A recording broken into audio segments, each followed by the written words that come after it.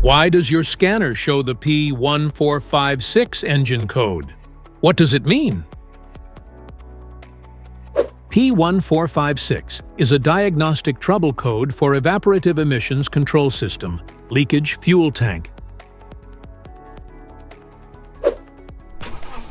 The P1456 engine code for indicate your car's EVAP system captures harmful gasoline vapors from your fuel tank and stores them in a charcoal canister so they can be burned in the engine rather than escaping into the atmosphere. Under this circumstance, stop driving and repair your vehicle immediately.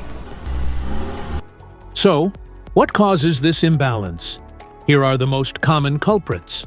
This error can be caused by these possible faults in your vehicle: loose, damaged, missing cap, aftermarket gas cap, rusted or corroded fuel filler neck, faulty purge valve or two-way valve, cracked or leaking EVAP hoses.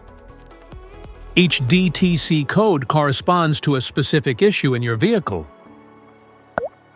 This error code occurs in any OBD2-equipped vehicles, especially in those manufactured since 1996, and it is commonly found in vehicles like Hyundai, Acura, and Honda.